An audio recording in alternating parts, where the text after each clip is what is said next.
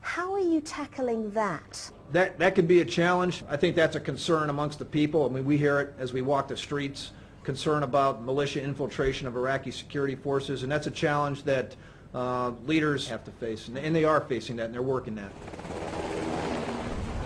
But since then, the Americans have announced the operation's been a failure.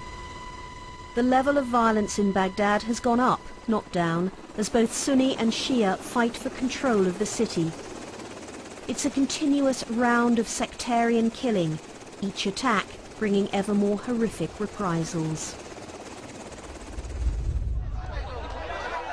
A bomb has exploded in a district called Sadr City. A local cameraman gave us this footage. People were queuing for cooking oil. About 40 are dead, targeted simply because, like everyone in this area, they're Shia. That means the bombers were Sunni insurgents. It also means the Shia death squads will take their revenge. When things calmed down, we asked another Shia cameraman to film ordinary street scenes. But this is the Mahdi army's heartland.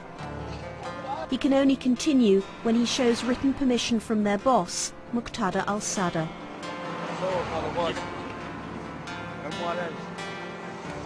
The cleric, Muqtada al-Sadr, is omnipresent here, just as Saddam was when this area was called Saddam City before the invasion. Members of the al-Sadr family were murdered by the old Sunni regime. But in this new Iraq, the Shia, who are 60% of the population, are tasting power for the first time. A key ally of Muqtada is the health minister, and so many of Muqtada's men, his Mahdi army, are officially employed to guard the hospitals. They've become very dangerous places. One of the videos we were given showed what happened to 10 Sunnis who visited a relative in hospital. The police locked them in a freight container.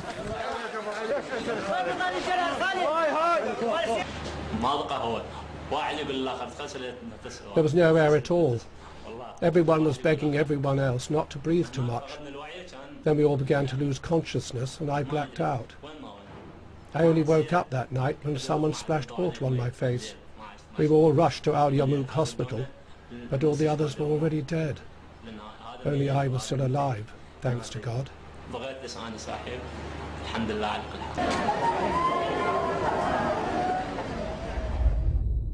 We've been in touch with an Iraqi doctors' organisation to see if they can find anyone who'll talk to us about what's happening in the hospitals.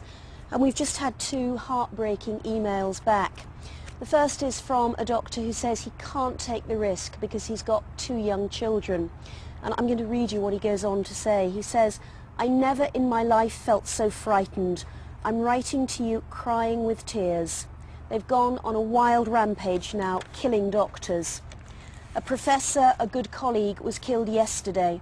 Only a week ago, another consultant was kidnapped from the car park, not far from the hospital guards, tortured and killed." And another doctor, a woman, wrote to us, "Thanks for this great offer to unveil the truth, but I can't take this risk. These religious fanatics are killing and driving the educated people out of the country so it will be easier to be controlled. All women professors in Baghdad Medical College have been threatened to leave the country or they would be killed." This is the one issue doctors are terrified to talk about. Eventually we find someone who's still too scared to be identified. He described how Muqtada followers ran his hospital. يعني عند اللحظة إن كان دخل مثلا مريض أو مجروح من منطقة معينة. If an ill or wounded person comes into hospital from a given region, depending on their identity card, they're kidnapped with the aid of the hospital guards and taken away. Later their bodies found dumped on a rubbish tip somewhere. ودخلت إلى طوارئ أحد المستشفيات يعني اللي معروفة بهذا العمل. Once there was an older ill woman. She had either high blood pressure or diabetes. She was rushed into the hospital, which was well known for treating these things. In the ER, once it became known she was someone's wife, a sheikh who headed a tribe, a member of the hospital guards killed her on the spot. في حادثة أخرى كانوا يبحثون شاهدوا أنه عندما دخل. In another incident, two brothers with typically Sunni names walked into the hospital. They were both killed in the ER. This incident made not just Sunni, but also Shia doctors actually run away. We wanted to put all these allegations to Muqtada al-Sadr, but he doesn't speak to Western journalists. His spokesman is Baha al-Araji, and he has a standard answer to all the allegations about the Mahdi army, the Jaish al-Mahdi.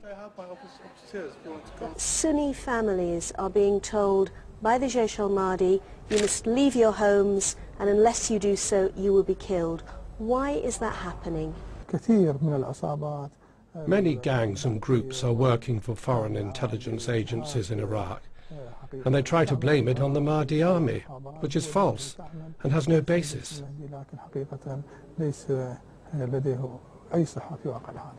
But the stories are absolutely consistent. Every single day we hear it is the Jaish al-Mahdi. They kidnap people, they torture people, they kill people. They say to people, they tell people who they are. They turn up in uniforms, they turn up with their guns. There's no question that they are the Jaish al-Mahdi doing this. The fact that they wear uniforms doesn't mean they are the Mahdi army. Everyone knows that criminals don't reveal their true identity.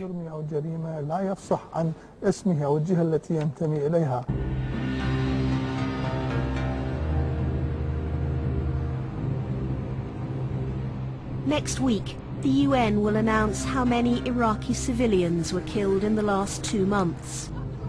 No one expects things will have got any better. October was also the worst month for American casualties in 2 years, and that's only increased the pressure on George Bush to pull the troops out. But the price for an early withdrawal is leaving the future of Iraq to be shaped by those who put religious division above national unity. It would mean those who stand accused of supporting and running the death squads would then be running Iraq.